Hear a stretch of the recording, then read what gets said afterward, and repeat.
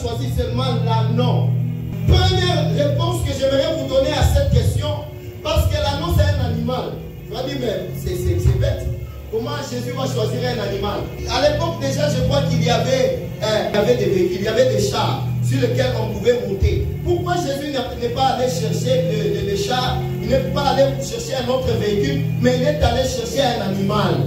Pourquoi Jésus est allé chercher l'animal? Vu que Jésus a cherché l'agneau, apôtre Paul, lui qui est en train de nous donner dans la nouvelle alliance trois formes, trois types d'hommes. Il est en train de parler de l'homme animal, il parle de l'homme spirituel et il parle de l'homme charnel.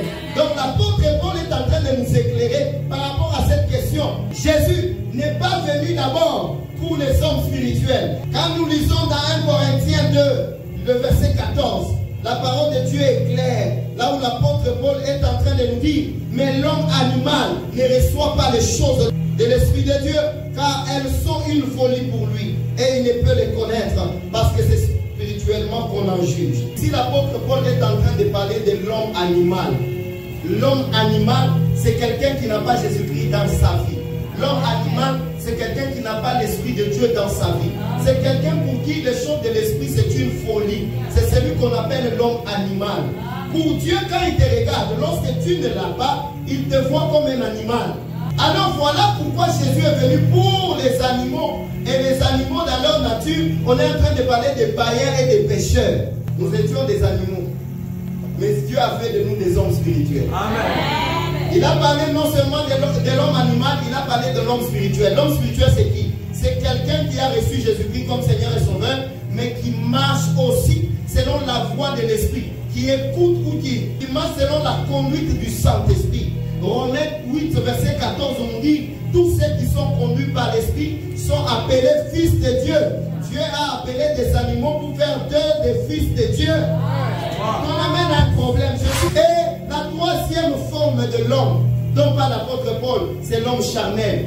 L'homme charnel, c'est qui? C'est un homme qui a déjà reçu Jésus-Christ dans sa vie, comme Seigneur et Sauveur, mais qui ne marche pas selon la conduite du Saint-Esprit, qui marche selon lui-même. Et l'apôtre Paul en parle dans 1 Corinthiens 3. À partir du premier verset, vous descendez. Il est en train de dire, frère, je m'adresse à vous, pas comme aux hommes spirituels, mais comme à des hommes charnels, qui ne peuvent pas recevoir une nourriture solide. Oh, pourquoi Jésus a choisi un animal? Parce que Jésus est venu mourir pour les animaux. Jésus est venu sauver les animaux. Amen, amen. Je vois que quelqu'un est en train de comprendre.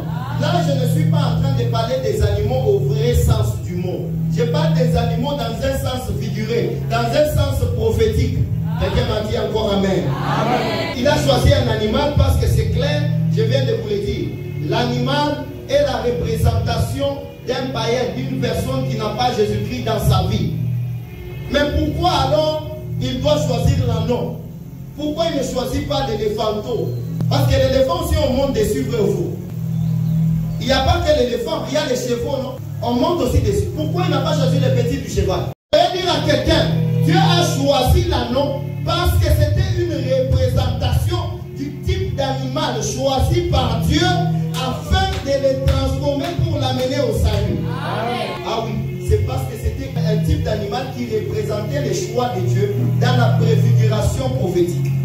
L'ancien temps ou les temps vétérotestamentaires sont l'ombre des choses à venir que nous vivons dans la nouvelle alliance. Alors, voilà pourquoi Jésus ne devrait que chercher la race de ce que le prophète Balaam avait choisi. Parce que c'était la prophétie. Le fait que le prophète avait été monté sur la naisse, c'était en fait une prophétie qui voulait dire que dans les derniers temps, le Seigneur va chercher des animaux sur qui il va monter afin de les utiliser pour sa gloire. C'est ça la réponse. Mais aussi là, il y a un problème. Pourquoi Jésus n'a pas choisi la naisse? Il a choisi l'agneau.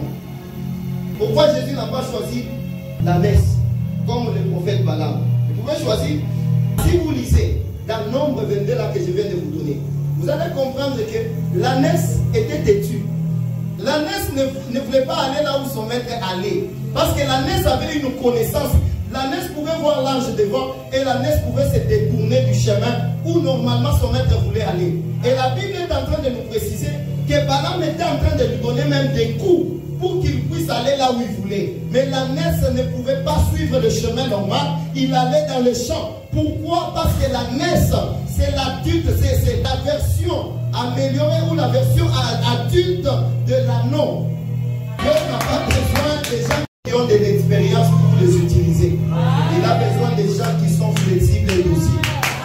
Dieu n'a pas besoin des gens qui entrent dans sa présence. Il y a des gens ici, même pour dire amen, c'est un problème. Parce que lui, c'est quoi connaître tout? C'est ça l'orgueil. Dieu fait grâce aux humbles. Frère, tant que tu ne sais pas faire ces choses, tu es orgueilleux. Et l'orgueil, c'est le premier péché que Dieu a châtié. C'est le péché que le diable avait commis. Il y a des gens pour dire amen. C'est un mauvais pasteur. Vous pouvez vous être laissé vous prêcher. Quelqu'un, il vous regarde. Comme si tout ce que vous dites là, il connaît. Oh, il ne connaît rien. Même pour dire amen, pour encourager l'homme de Dieu, c'est un problème. Tu es orgueilleux dans la présence de Dieu, tu viens chercher quoi? Amen. La malédiction ou la bénédiction. Et nous les voyons, vous voyez, les voyons avec l'orgueilleux. Il ne sait pas qu'il est orgueilleux. Donc quand il dit qu'on est charismatique, il ne dit pas amen. Trop sérieux là. Là, il trouve que c'est bien. Là, c'est bien. Quand il ne dit pas amen, on dit que lèvons-nous, lui il reste assis. Parce qu'il est en train de se surestimer. Il pense que lui il est plus important que l'autre frère. Mais te dit, il faut être humble. Peut-être que là-bas tu n'as pas un véhicule garé. Même, tu n'as même pas peut-être même un vélo. Mais tu es orgueilleux pourquoi? Tu n'as même pas un bel emploi. Pourquoi tu es orgueilleux? Les autres attendent même quand Dieu les bénit. Mais toi c'est au début. Pourquoi tu te fermes des portes comme ça? Qui il est là, même pour rire. Les orgueils, même pour rire. Lui c'est moi, une blague que lui aime. Donc si vous faites une autre blague, il ne rit pas. C'est celui qui est le serviteur de tous. C'est celui-là le plus grand. Donc toi tu fais des trop là, tu n'es pas le plus grand. Ça montre que tu es un bébé spirituel. Vous savez que tu n'avais pas aimé. Dieu va te libérer de cette manière-là qui n'est pas la bonne manière de faire. Il y a des gens comme ça. Donc lui quand il s'habille, il pense que non, c'est le plus beau de l'assemblée. Non mon frère. Peut-être que quelqu'un d'autre sait que ces habits-là ça coûte moins cher. Maintenant toi là, tellement tu gonfles, tu penses que c'est ça l'orgueil. Dieu fait grâce aux humbles. Je répète encore, Dieu fait grâce aux humbles et il résiste aux orgueilleux.